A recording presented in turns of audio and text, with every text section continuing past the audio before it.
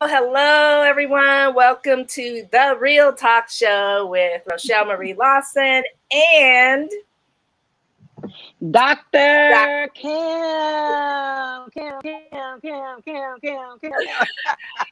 welcome to our show. We keep it real here, and this show is dedicated to all the women around the world. It gives us a place to join and have discussions and conversations that are real to women and affect us women in today's world. And so, what better place to have it open, loving, caring, compassionate, but keeping it real place to share your thoughts about things that affect us. And the real interesting or beautiful part is no matter what you say, no matter what your opinion is, you know you can keep it real here and we'll still love and support you and nourish and guide you along the way because we are all here to make a change in the world so it can become a better place. And if we're all the same, change don't happen. So we need to mix it up and have that dialogue. So I'm Rochelle Marie Lawson, owner and founder of Blissful Living for You, owner and creator of the Unstoppable Woman Summit, and my partner, Dr. Kim.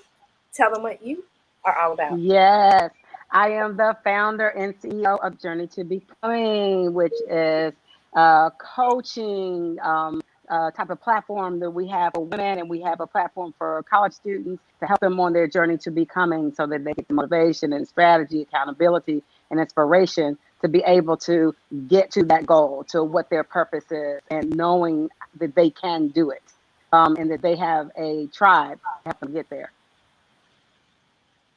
And we have our first panelist. We joining us right on time. I love that. And I'm going to let her tell you all about herself and what she does, and then we'll get into discussion. And as people join us, if you're watching us, as you come in or you're chatting with us, or you are a panelist and you join us, we'll let you in and we'll keep the conversation going. So, Miss Lou Morgan, tell everybody what you do and who you are. I am Lou Morgan, and I am a retired Navy. Yeah. And I'm an advocate for women's rights legislation, working on veterans as well as various types of trauma, helping women overcome their trauma so that they can find their indomitable spirit inside of them and realize that they hold the key to unlocking what's inside and getting rid of the pain and moving forward and being empowered. That's the biggest thing. It's just getting over. I loved what you said about becoming. I thought that was beautiful. Beautiful word for that. Thank you. Thank you. I mean, thank you. You know, that's what we're all here to do. I'm going to put on my glasses so I can see. Okay, so I'm not squinting. So I just want to jump in because the conversation this evening, this whenever you're watching this, is juicy. And again, we talk about issues that affect us women. And so our topic of conversation today is all about righteousness and relationships. And so I wrote out something. I like to write my stuff out because my mind goes 9,000 miles a minute.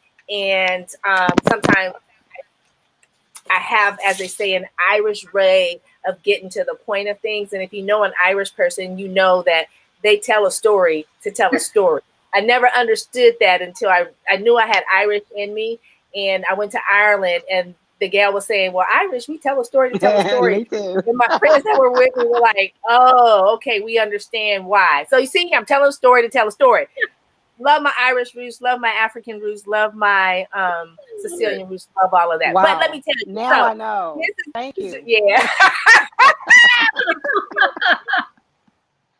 I'm owning it and I'm embracing Education. I love it. Right? So here's a topic. Racist, sexist, homophobe, even Nazi. These words have lost their power for many conservatives. They don't believe that these words describe them. They experience this as name calling, part of an ongoing effort to undermine people on the right who have different values.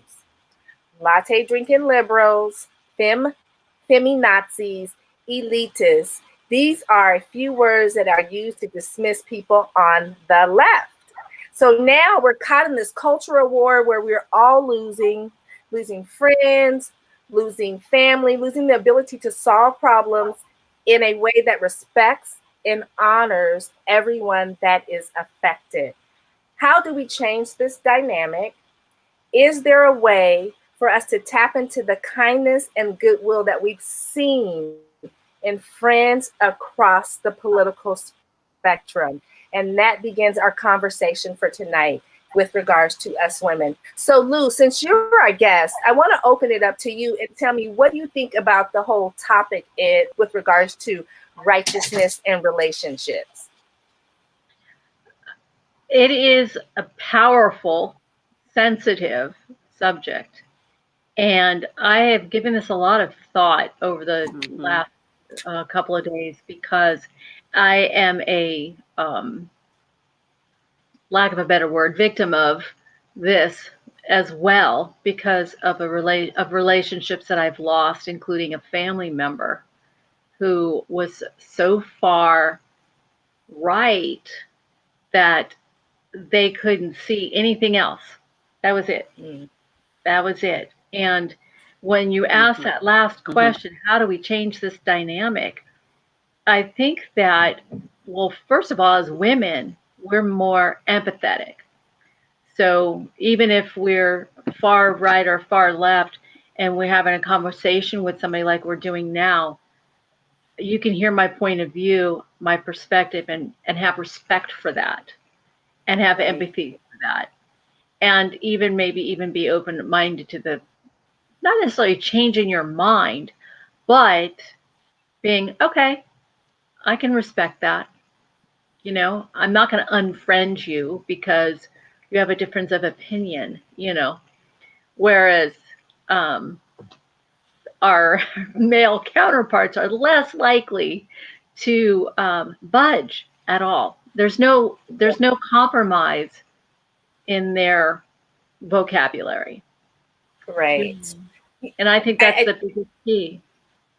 I think you're right. I think, but I also know that on both parts, even women, there's some women that are so hard-lined, and I don't know if it's because they have been surrounded and groomed by men in the professions that they hold, right? And you kind of you just embrace that, like what your parents told you when you were kids.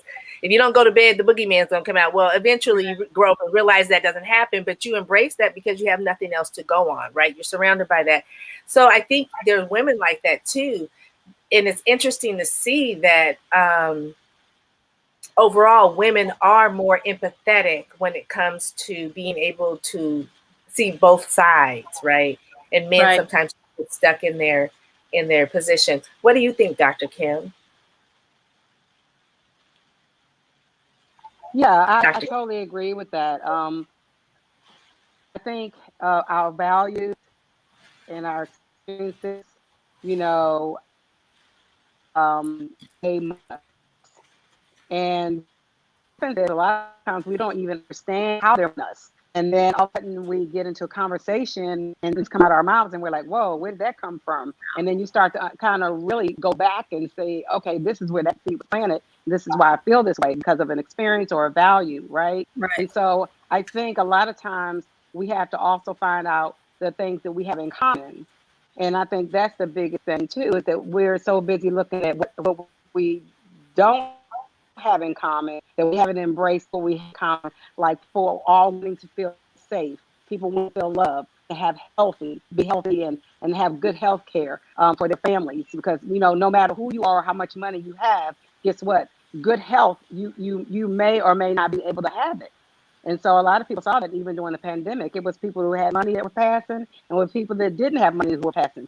It had no type of range. So I think a lot of times we forget to look at even the things that we have in common and to be able to be open enough to understand that, you know, what we may do with values and they're open-minded enough on a very common ground to be able to have an open conversation to understand each other a little bit better.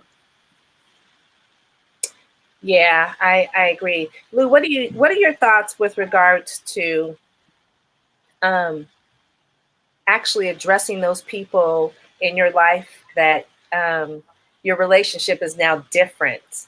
Um, are you still in communication with them, or did you cut some of them, or was a relationship like just completely cut off? Because I've had some instances too, and it actually it's come from people that I maybe wouldn't have thought, very Right. surprising.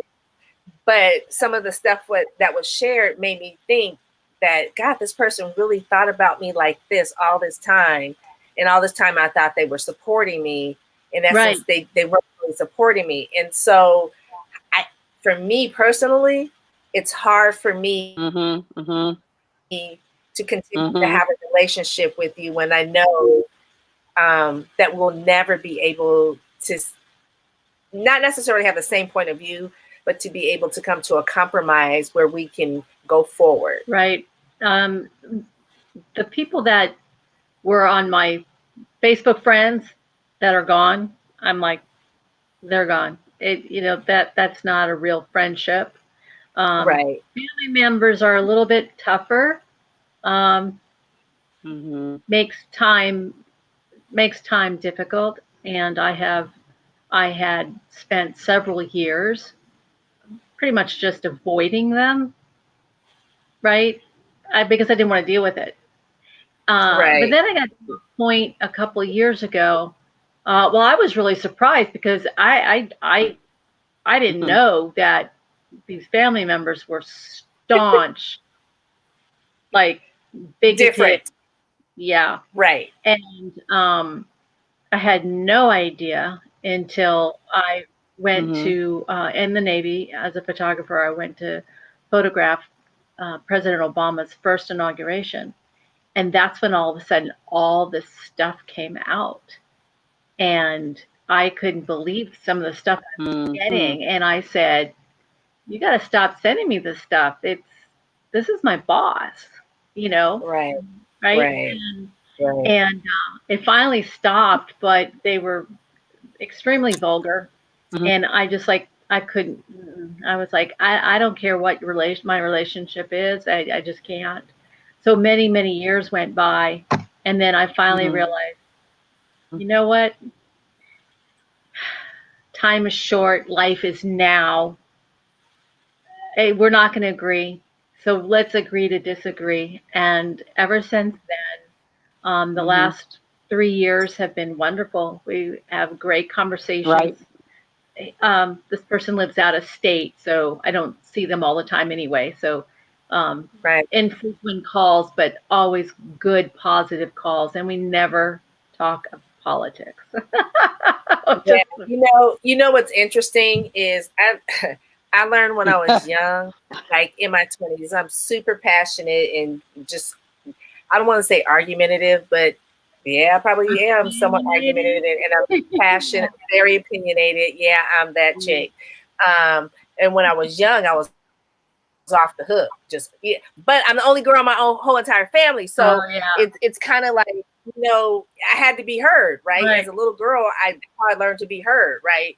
And most of the time, I was correct when I was a little girl because it was just little kid issues. But as you grow up and these kind of things happen, it's like it's very interesting. So You know what you just said?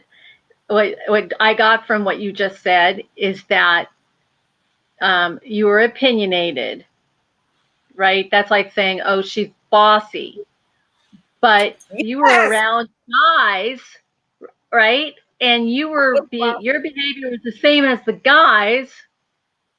And they're smart, they're, passionate, they're aggressive, yeah, they're aggressive, not aggressive, they're what's the word I'm looking for? assertive. Assertive, yeah. See what I mean? But because of being the female, They're co-getters, yeah. Right, yeah, right, exactly. And that's how we're brought up is to oh, she's bossy. Oh Exactly. no, I'm a go-getter. Exactly. I'm assertive.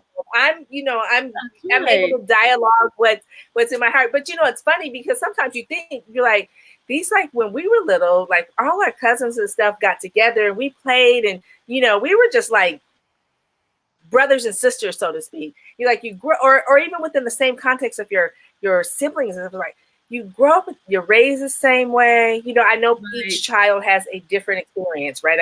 I understand that now, but for the most part, and it's like, what happened? Or they could be saying, what happened? So it's interesting. It does make context, but I learned as a young girl, two things I don't ever talk about: politics and religion, because you cannot win in either of those conversations, no matter what. You cannot win, especially if you have a little bit of a difference of opinion. So learn that, until this day holds tight, and have avoided a lot of loss of friendships. But to all us assertive women, I got this card because this is what I was, well, here, I'm just going to show the card. Can you see the card? Yeah. Okay. Yeah. So I found this card and I said, you know what? I have been known as this since I was a little girl, because I was opinionated and smart and smarty pants and all of that good stuff, right? Oops, Dr. Kim, I'm sorry. And here I am, so I'm like, I got that card. I said, that describes me. Now, just so you guys out there watching, that's actually a beautiful word, because it actually is an acronym for technical difficulties. Sorry. Talented, compassionate, healthy, or being in total control of herself. So however you want to take that word, the next time somebody called you that, you righteously claim, thank you very much, because I'm all of that, right? Yeah. Love it. Oh my gosh. So, okay, I want to continue with the conversation with regards to what we're talking about. So, to open it up just a little bit more, how might we step out of the exclusively being either right or wrong paradigm, and really explore what really is beneficial to all of us, particularly us women, and enliven us? Because sometimes we have women friends that, again, may have had differences of political persuasion or whatever the case may be, but how do we come together so that we can enliven all of us to continue forward and be successful? First of all, this right here, we need more of this. More, the Unstoppable Summit as well, getting more and more women talking to each other and learning more about each other. Education, Dr. Kim said earlier, education. I mean, that is the foundation for who we are. I mean, we are constantly on a journey, whether it's a healing journey, a learning journey, whatever it may be. Throughout your whole life, no matter how old you get, you're constantly learning, right? Yes. And the women that show up to these things, that watch these, that comment, hit the chat, ask us what you want to know, and go to the conferences, or those are the women that are going to be teaching the next generation. They're the ones that are going to go back to their friends and say, hey, you know what I learned? Guess what I learned today? And it's going to get other people. And that is how we get everybody to start rolling out the differences. Because like Dr. Kim said earlier, we have more in common with each other than what divides us. And people focus on what is dividing us instead of what is uniting us. And it's okay, because all three of us are having a great time and we're having a great conversation. And if we sat down and started writing out every single thing that we have that are not in common, and when all we did was focus on that, we'd have an argument, we'd have a fight, there'd be, hair flying. But that's not the kind of people we are, because we want to transform ourselves, our family, our friends, the world. There you go. There's that passion. Yes. We do. We totally do. So I am doing us Instagram, shooting this Instagram live at us right now. Um, so because I think this dialogue is very important, and I think All right. what brings So people what can brings get us inspired. what brings us together Is in is the little differences and nuances that we have, because from those things you learn and you grow, right? Everyone has challenges. I remember when I was starting my business long yes, time ago, and I was the only definitely. person in my industry with, I didn't have another woman that I could go to. But along the way, along the journey, the mistakes I made and the things I sought out to help educate myself led me to women that became my mentors and helped me to see some things before those things came, and helped me to get over some of the challenges Mm-hmm. that I was facing because of their wisdom and their experience. So I think it's important to have places like this where we can have dialogue and be open and upfront. We don't always have to agree, because when we agree, things don't get changed. Things don't get Right. brought up to the surface that need to be Right. addressed, right? So, Dr. Exactly. Kim, what do you think? What are your thoughts? I'm sorry, say it again, please. I'm having kind of a hard time Are you having hearing you. connection issues? I said, what are your thoughts about coming together? And even though we may have differences of opinion when it comes to how we maneuver through our relationships in the righteousness of Mm-hmm. how we feel about this or that Yeah. particular issue, what are your thoughts about when we come together and collaborate with the differences? Um, what are your thoughts about having that happen? Yes. Well, Uh-oh. it's kind of like the same thing that all of us have been talking about. I feel like, it all depends. What are you accentuating, the negatives and the things we don't have in common, or are we accentuating the things that we have in common? So it becomes really important to be able to just like even what Lou had said to her family members. In some cases, we have to agree to disagree, right? I mean, I have that.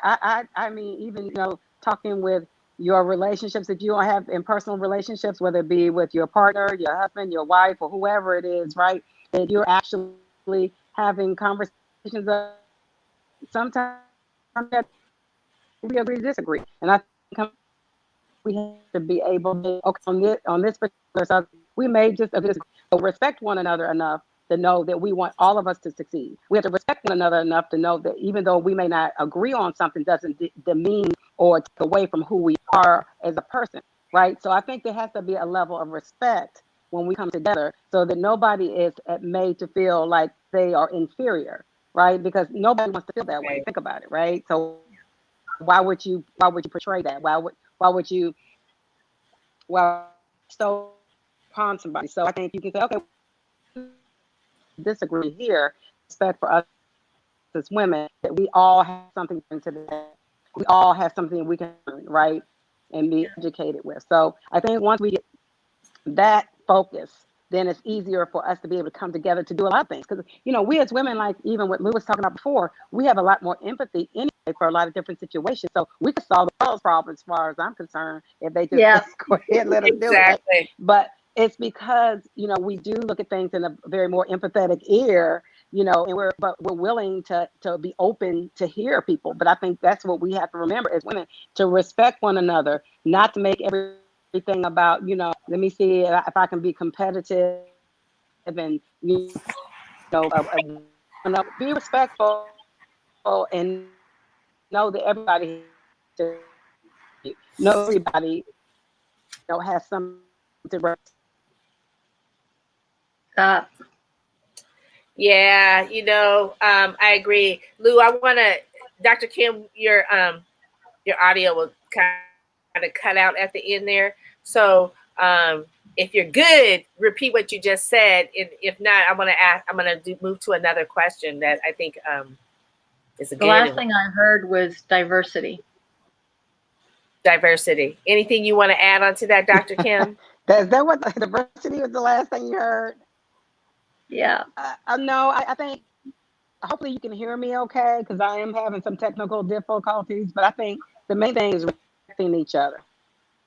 respecting each other as we come to the table, knowing that we all have something to add, have Yeah. to bring to the table. Enough to aid. Yeah, I agree. Are So, you able to hear me okay? yeah, look, now Okay. now every time you get ready to end, it's perfect. But as soon as you're Yeah. talking and the stuff is in and out, I'm like, ooh, this is just driving me crazy. Ooh. But anyway, we're having fun with it. We roll with it because that's I what know we it's do. driving me crazy too. Right? It's like, yeah, perfect. That's it. Okay, so the next question I want to ask you ladies That's right. We is, keep it rolling on have the Real you Talk show. ever, right? Okay, so have you ever been in dialogue with someone, in, you know, a family friend, or even somebody you don't really know, acquaintance or something like that, and would totally disagree with them to the hill, whatever it was you were talking about, right? Totally disagree with them to the hill, and have this kind of like dialogue conversation, and then just said, to heck with it. I'm just gonna agree that you're right. But you're saying this internally. I'm just gonna agree that this person is right, even though I don't agree with it. Have you ever done that? I can't. No way. No how. No, I believe in always speaking the truth. I believe in always being authentic. It doesn't necessarily mean I'm going to say something that is going to be hurtful to the other person, but I will always state the facts. And I remember several times, on Facebook, getting into it with when President Obama was running, and this woman was the mother of a very dear friend, and my friend and I agreed on subjects, and she doesn't even agree with her own mother, so she's got that dynamic, right? But it was one of those things where I would state a fact, she'd lob something. I'd defute that with another fact. She'd lob something else. It was just, I realized at some point, okay, she just has to have the last word. Right. I think that's what this is about. And so I said, this is my page. You can have your opinion, but you have to be respectful, civil, and, no name calling and, this kind of thing. And I had people writing to me privately going, I can't believe the way you're handling this. You're doing so well. And I thought, why aren't you putting that on the post? I mean, exactly. Comments. Why are you telling me secretly when you should be sharing it publicly so that people can learn from this? But I think that was at the beginning of a lot of the, where people really started becoming more bold about coming out of the closet of how actually bigoted they were or are, Right. And it was at the beginning, and then it just got worse and worse and worse and worse over the last 12 years. Yeah. So it's very interesting to it's been a very interesting journey in respect to that, right?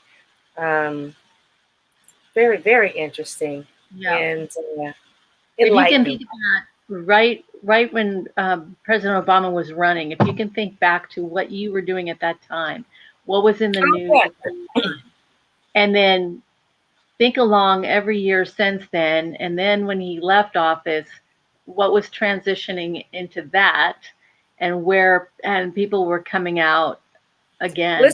Let me tell you, when President Obama he wasn't president yet, but he was running for the first term. And this lady, I love her to pieces.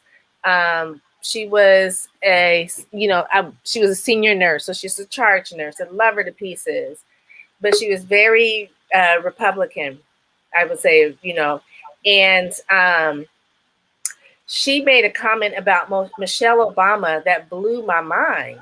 It was so like something, just so. And I looked at it, and she's a little tiny lady, and because she's old enough to be my mother, I just looked at her, respect. But I really wanted to say, and I did tell her, I said that's unnecessary. I said this woman, and so so I'm fast forwarding to, when the new regime came in, and the comparison between the two first ladies, you know, Michelle Obama and Melania Trump, and how vast different they were in character, education, civic responsibility, duties as a first lady, duty as an American citizen, you know, all of that, and just the character and the life they led prior to becoming first lady, so to speak. Very contrast and different. And I almost want to reach out to that little lady and ask her, you know, what were your thoughts about her? Right? You know, because obviously she couldn't hold a candle to Michelle Obama. I'm just saying, she couldn't light Michelle Obama's candle. Right. But, you know, it was just very interesting, and not being at all, but they were just two very different women. Two very different women, representing two very different classes of people, and two very different points within regards to society of the American citizens. So just very interesting. But all right, so Dr. Kim, welcome back. Your audio sounds much better. I know, like I was like, okay, there. You know, us as women, we're tenacious. We're gonna figure it out. We don't stop till we get it done. We're better than the FBI. I love it. I love it, Lou. Yes, we will find. On the haystack. Yeah, we will find it. Fellas out there, we will find that needle. I'll find it. Always. Always. That's it. Okay. Told you. So my next question is, are there specific topics or where you've decided what is right and are not really open to renewing the ideals of conversation about these topic of issues with those people that maybe are no longer part of your world anymore? What do you think, Lou?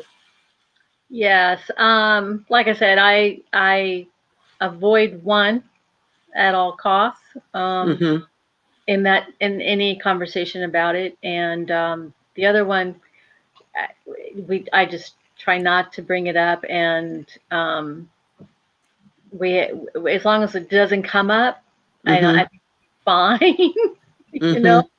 But again, that person is getting older, and that's why I said, you know, time is short, life is now. Yes. Mend that fence now, or you know, something happens. You know, especially after last year when, you know, you didn't know what was going to happen. Exactly.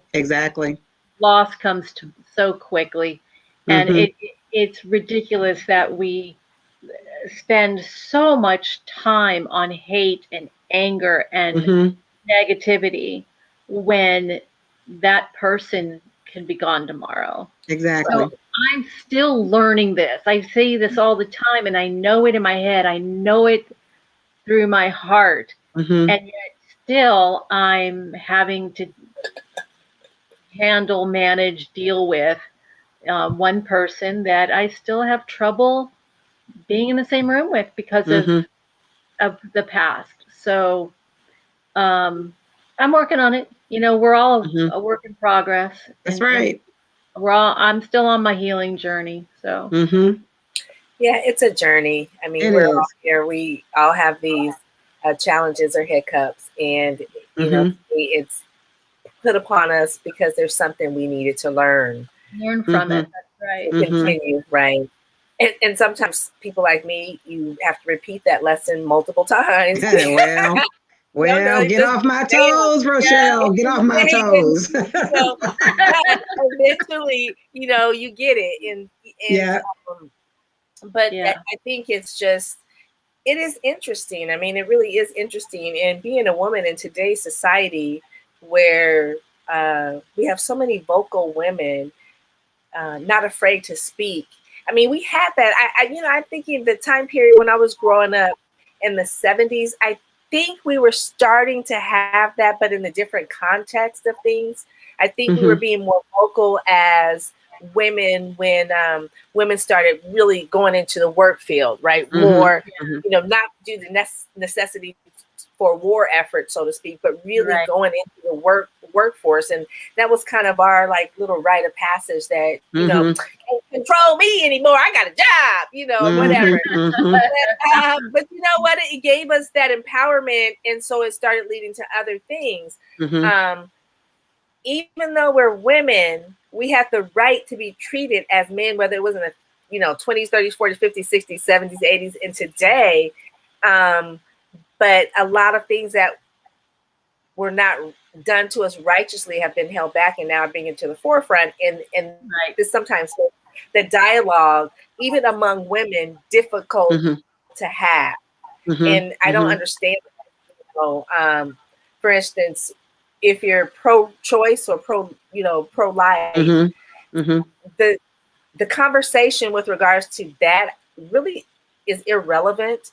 What is relevant with regards to that conversation is that you're allowing someone else, not your gender, your sex, to determine what you do as a female.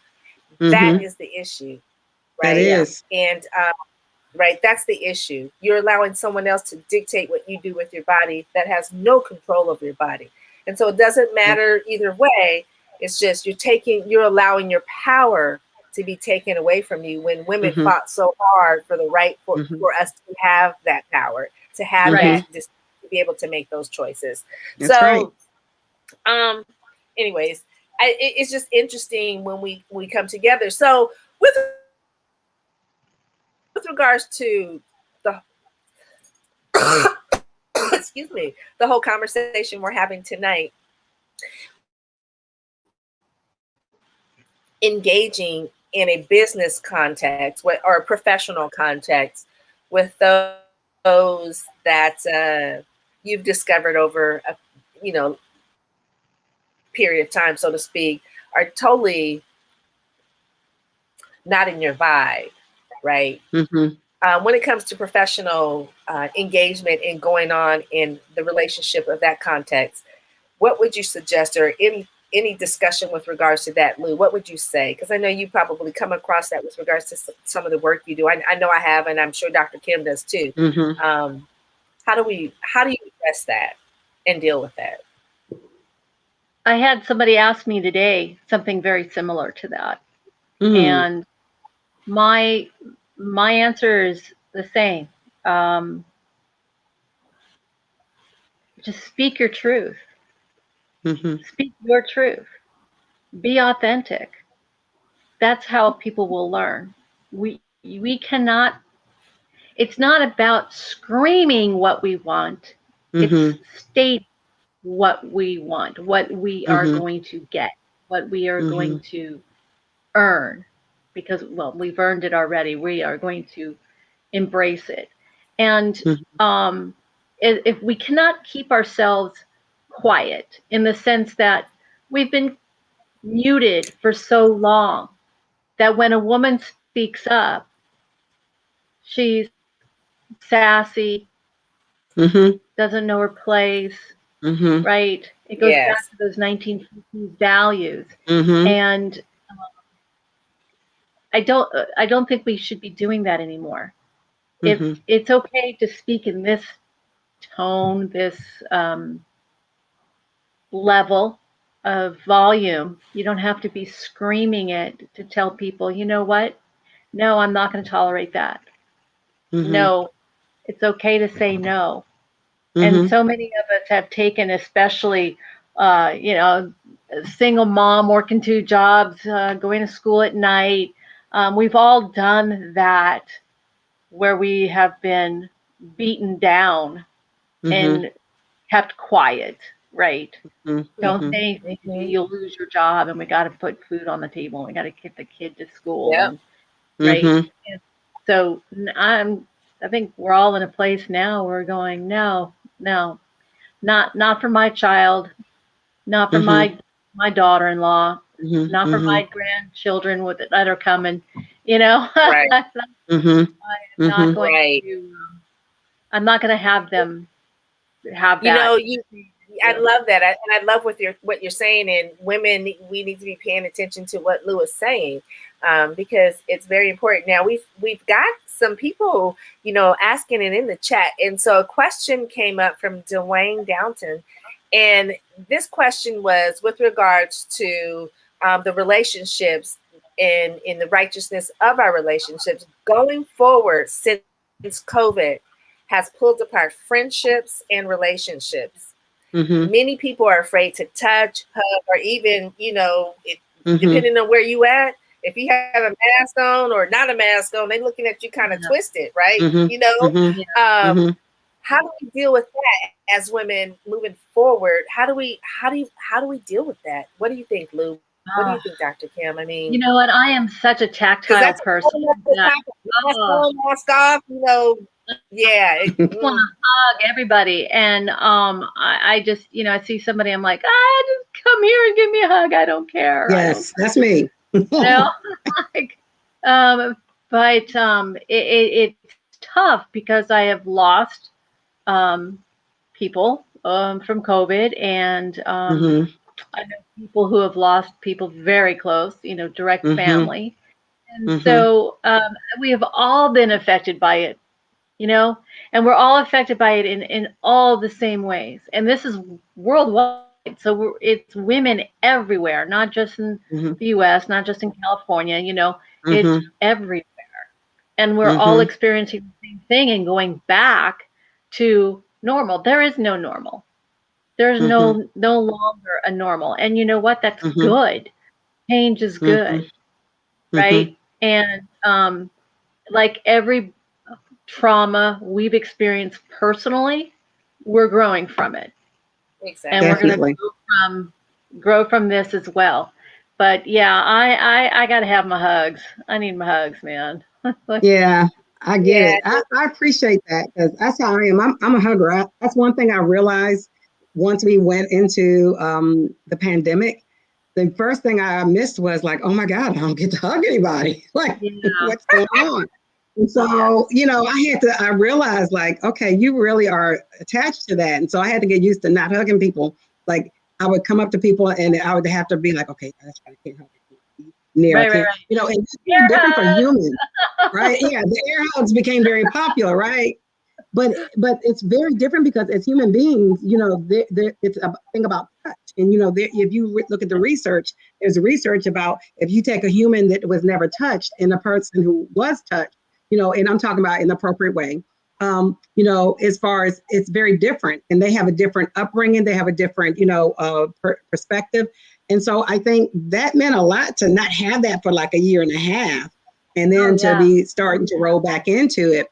And I think that you just have to respect everybody where they are, because everybody has to come out of this the way they are comfortable with it. Some people are like, hey, they've been out for months, like, hey, this is great. I'm going to go ahead and do it. And you have other people like, I understand everything is open, but I'm not coming out, and then you have people in the middle who are like, yeah, I'm coming out, but I'm still being cautious. And, I'm hugging some people that I know, and I understand, what their identity is and what they feel comfortable with, right?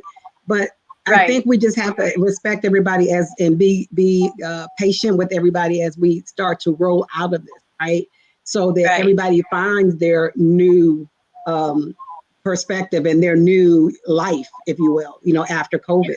And so I think by doing that, it helps us to be able to start to embrace each other again, to be able to literally, right? And to be able to just appreciate each other, that, hey, we didn't have this time, and not to take it for granted, to be grateful that we have time to spend with each other. I think, Lou, you were talking about earlier, like life's too short, even to dealing with the person that was in your family that you were like, hey, okay, we just want to talk about this subject, but let's just love each other. Let's agree to disagree, and keep on loving each other, looking at the things we do have in common and move forward, right? Yeah. So I think it's just being grateful. So I think we just have to have the attitude of gratitude.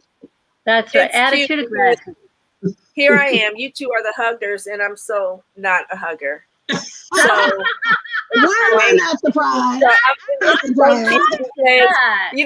I am on the other side. So here's the funny thing. I'm not I love people, and I show genuine love, and Dr. Kim, I'm just like, right, I'm just, but I have never been like the affectionate one. Like I'm not the, go figure, only girl in the family, only girl, not the affectionate one.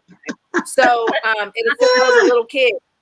Like my family, they know that. So like what my brother will do is like, he will come up, and he's 4 years younger than me. So it's just me and him. He will come up to me and he'll be like, Mom, watch this. And he'll hug me. And I just stand there like, like, mortified. Like, yeah. Get it over with. It's so funny, but I'm just, Wow. so for me, like the whole, but I'm social, I'm very social, and that's the other thing. I'm social. If I need to be social 97,000 days in a row, I can do it. But then I also need my downtime, and I need my alone time to ground myself, right? I gotta ground that energy, right? Yes. But I totally agree. So during COVID, it was like, as long as I got to see people, talk to them on the phone, I did do a very tiny bit of traveling, in the latter part of 2020, a couple of trips because I had to. But it's interesting, and that whole dialogue. So I go to the gym, and where I'm at, they say that 52% of the population has been vaccinated. Wow. Okay. Check this out. When I go to the gym is packed, and I go pretty much every day. The gym is packed, and there's a shitload more of 52% of the people in there that are not masked up. Meaning the gym is packed, and they might be me. There might be, 4 or 5 other people. And I'm like, okay, so 98% of the people in here are saying they vaccinated. Let me just keep my mask on, because I don't trust that all of these people that are not wearing masks are vaccinated. Right. So it's like, as much as I want to be like, hey, slapping that high five, doing that drop set for the 5th time or whatever, I'm not doing that. I'm just like, from a distance, like, hey, with my mask on, because I just can't. Right.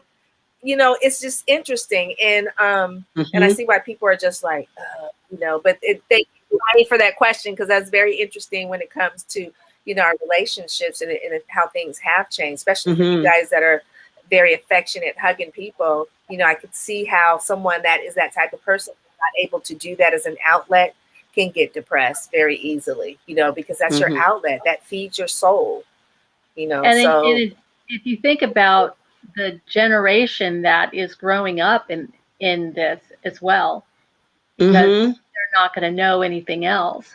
My grandson wasn't 2, so he wasn't wearing a mask yet. He wasn't required to, but he saw us wearing masks. And then and he would put one of ours on, and that's how you wear it, And then when he started to wear his own mask, no problems.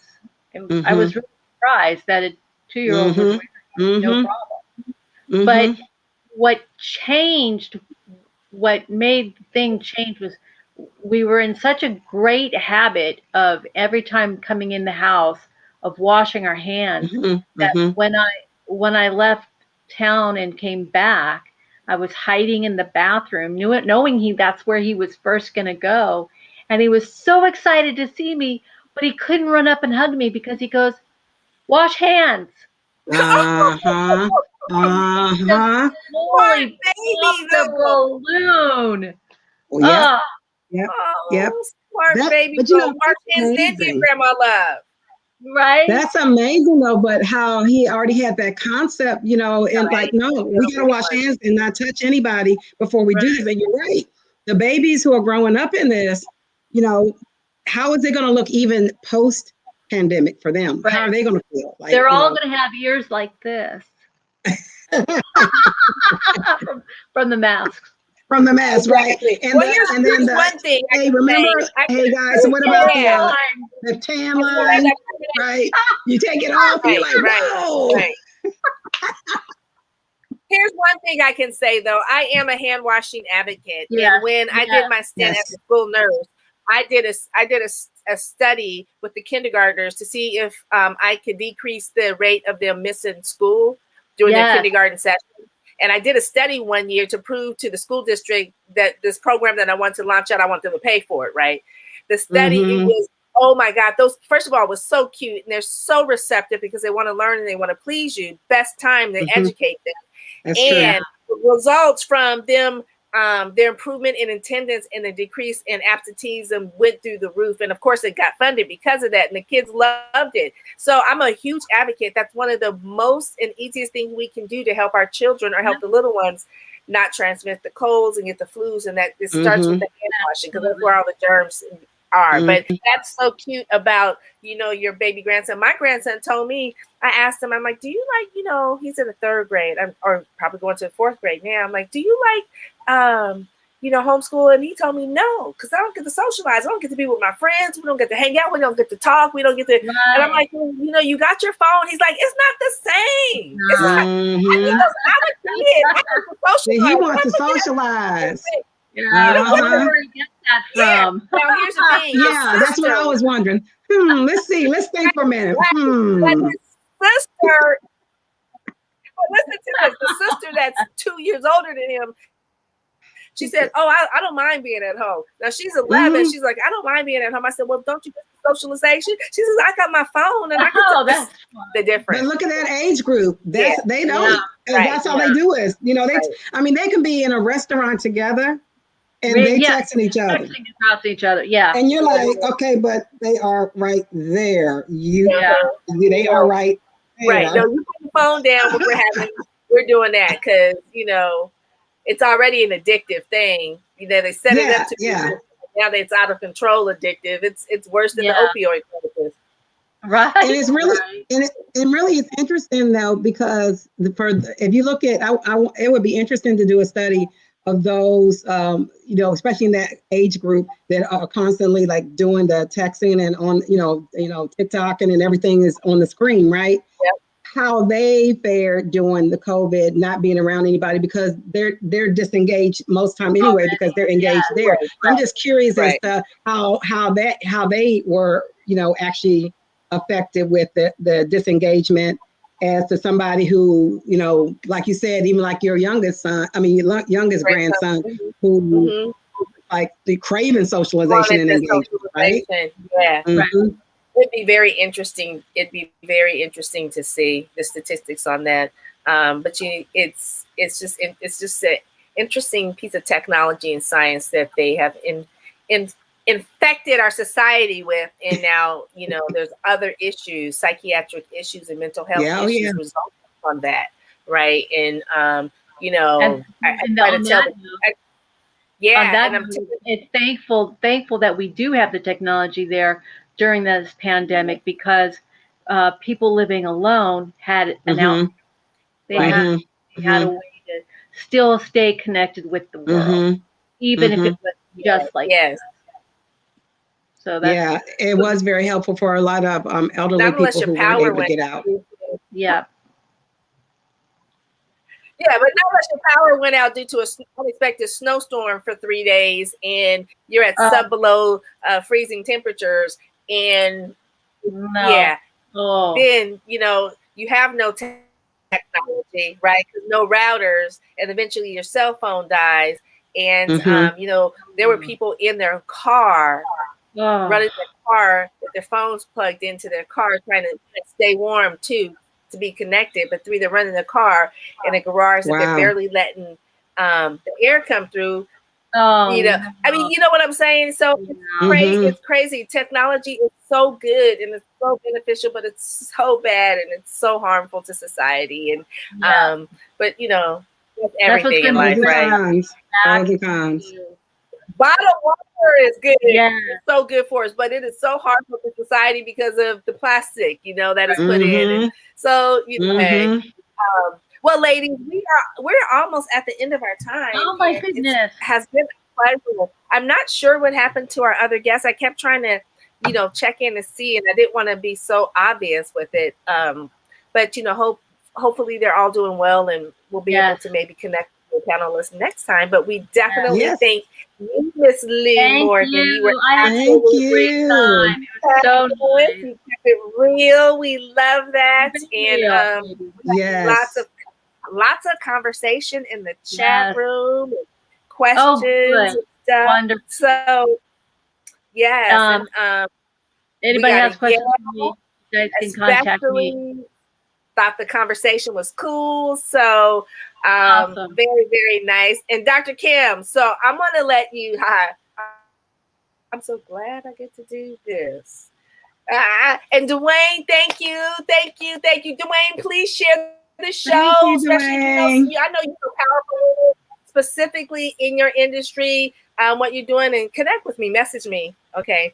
But anyways, thank you, Dwayne, for being with us live. He's taking a whole show lately, so that's great. Thank you. I'm Tell going somebody to about it. Yes. Please, everyone, Spread the word. Spread the word. Let's get this out. Okay, Dr. Kim, I'm going to let you close us out this evening with some words of wisdom. She's trying to get me back from last. If anybody, you guys don't know, but she's getting me back because I did her that way last couple weeks ago. It's all good. So you're ready. On the Real Talk Show. But yes, thank you to Lou, our special guest today. We appreciate you so much for all the work that you're doing and what you continue to do. We thank you, Dwayne, and all the rest of you who are commenting and talking to us through the different chats. Thank you for those who are viewing this.